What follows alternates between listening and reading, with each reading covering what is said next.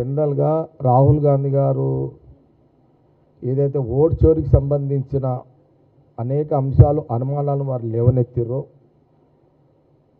అవి నిజంగా కొన్ని ఏళ్ల తరబడి కొన్ని సంవత్సరాల తరబడి ప్రధానంగా బీజేపీ ఈనాటి నుంచి కాదు, బీజేపీ బేసికల్గా అంటే 40 ఏళ్ళ నుంచి వాళ్ళ సుదీర్ఘమైన ప్రయత్నం ఇది.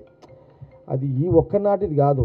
ఈ ఓట్ చోరీ బీజేపీ పార్టీ పుట్టిన కాడ నుంచి ఒక అటల్ బిహారీ వాజ్పేయి, ఒక అద్వానీని మనం కొంత పక్కకు పెడితే మిగతా రాజకీయ బీజేపీ వ్యవస్థ అంతా కూడా వాళ్ళ ఓట్లు లేని రాజకీయ వ్యవస్థ నుంచి దొంగ ఓట్ల ద్వారా అంచెలంచెలుగా కొంత దొంగ ఓట్లు, తర్వాత కొంత హిందూ భావజాల ఓట్లు, తర్వాత మతపరమైన ఓటు బ్యాంకును ప్రక్రియని 3 రకాల ఓటు బ్యాంకులు చేసుకుంటూ వీరు దేశంలో కొన్ని పార్లమెంటు సీట్ల మీద ప్రభావితం చూపించి ఆ పార్లమెంటు సీట్ ద్వారా రెండోసారి మూడోసారి ఎన్నికకు అవకాశాన్ని కలిగించుకున్నారు అనే దాంట్లో అనుమానం లేదు.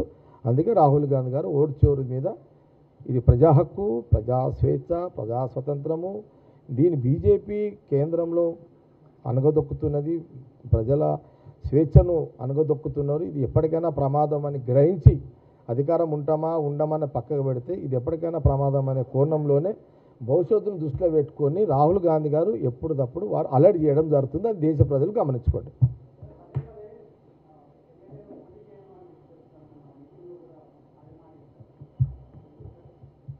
ఇప్పుడు నేను ఎమ్మెల్యే నిలబడకపోతే పోయేదేముంది, నిలబడితే వచ్చేదేముంది, ఏం చెప్పి అది పెద్ద సమస్య కాదు కదా. రాజకీయాలలో ఒకసారి రీజన్ ఉంటుంది, ఒకసారి ఉండదు. అన్ని రాజకీయాలలో ఎవరైనా రాజకీయం చేసేటోడు ఏమైనా ఉన్నది అప్పుడే చెప్తారు, అప్పుడే దానికి టైం వచ్చినట్టు తెలుస్తుంది అన్నమాట. జగ్గారెడ్డి 4 నెలల తర్వాత గాంధీ భవన్ వచ్చిందంటే అర్థం చేసుకోండి మీరు.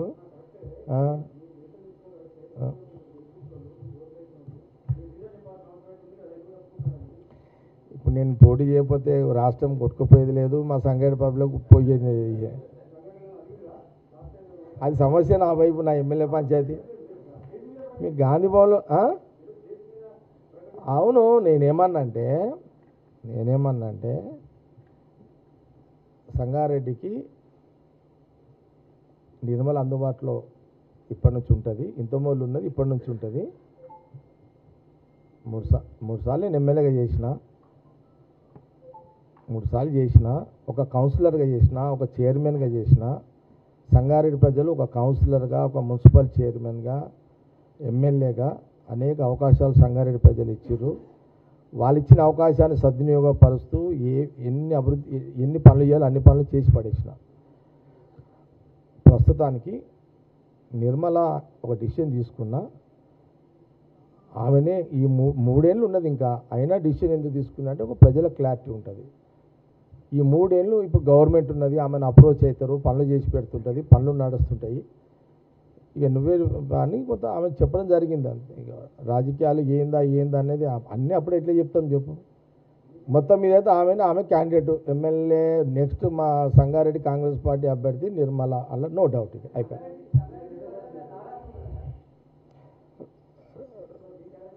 నాకు నచ్చింది నారాజే. రాజకీయమైన నారాజులలో నారాజు అనేది రాజకీయ పదం నాకు నచ్చదు. మీకు మళ్ళీ క్లారిటీగా చెప్తున్నా, రాజకీయాల్లో నారాజు అనే పదం నాకు నచ్చదు. నారాజు అయ్యేంత వీక్ లీడర్ని కాదు నేను. బేసు సంగారెడ్డి బేసు నాకు కౌన్సిలరు ఇచ్చిర్రు, ఒక మున్సిపల్ చైర్మన్గా బేస్ ఇచ్చిర్రు, ఒక చట్టసభల్లో అవకాశం ఇచ్చిర్రు. అంతే, దానికి నాకు అవకాశం ఇచ్చిర్రు, నేను సాటిస్ఫాక్షన్గా ఉన్నా. దానికి వాళ్ళు ఇచ్చిన దానికంటే ఎన్నింతలు చేయాలో అన్ని పనులు నేను చేసి పెట్టినా వాళ్ళు హ్యాపీగా కూడా ఉన్నారు. ప్రస్తుత రాజకీయ పరిశీలన దృష్టిలో పెట్టుకొని నిర్మల ఉంటే బెటరు అనే ఒక రాజకీయ కోణంలో నిర్మలని 3 సంవత్సరాల క్రితమే నేను డిక్లేర్ చేయను. మొన్న దసరా రోజు చేసిన, దసరా రోజు మా పబ్లిక్ చెప్పిన, మన కార్యకర్తల సర్పంచ్ ఎన్నికల ప్రక్రియలలో కార్యకర్తల నాయకుల మీటింగ్లో అంత ఇంపార్టెంట్ లీడర్స్ వస్తారు, వాళ్ళు కూడా క్లారిటీ ఇచ్చేసిన. మళ్ళీ ఆ సబ్జెక్ట్ తర్వాత చెప్తాయి కదా.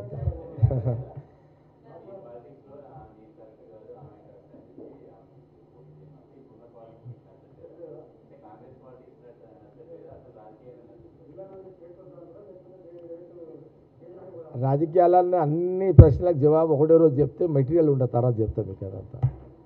అన్నిటికీ ఒకటేసారి చెప్తే ఎట్లయితుంది?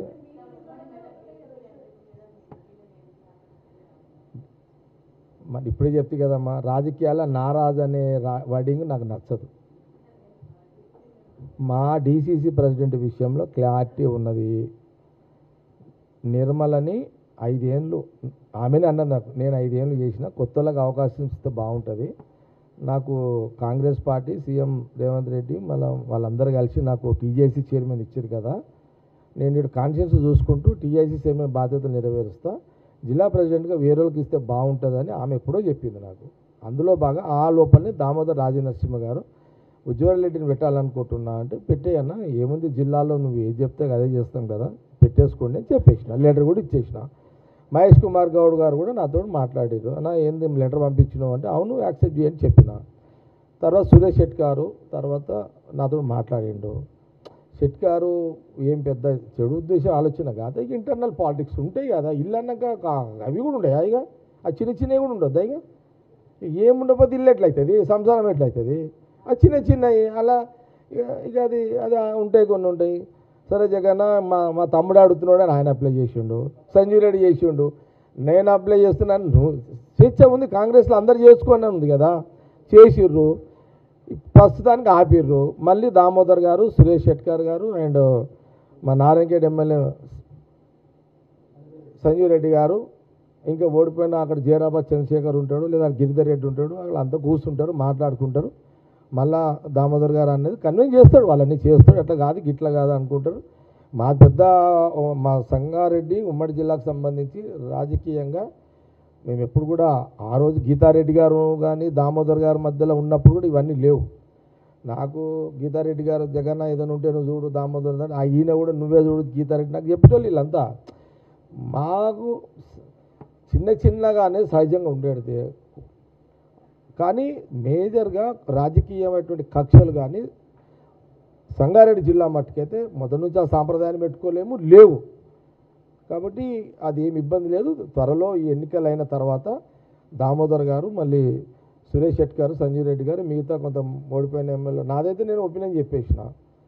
కాబట్టి మళ్ళీ వాళ్ళు కూర్చుంటారు, సమన్వయం చేసుకుంటారు, చేసుకొని మళ్ళీ దామోదర్ గారు మినిస్టర్ అంతా వాళ్ళని కన్వెన్స్ చేసి మళ్ళీ సెట్ చేస్తారు. ఇబ్బంది ఏం లేదు. మీరు ఎవరు టెన్షన్ పడకుండా సంగారెడ్డి జిల్లా గురించి డోంట్ వరీ, ఎక్కువ ఆలోచన చేసుకోకండి. క్లియర్.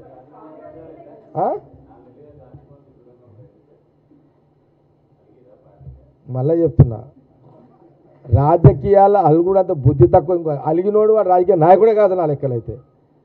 రాజకీయాలలో అలిగేటోడు రాజకీయ నాయకుడు జీవితం లేదు కదా, అది పెట్టుకోండి మీరు. ఇక నేను మళ్ళీ చెప్తున్నా, నేను రాలేదంటే అర్థం ఏంటంటే అదొక స్ట్రాటజీ అనుకోండి, రాలేదు అంతే, ఏముందంట.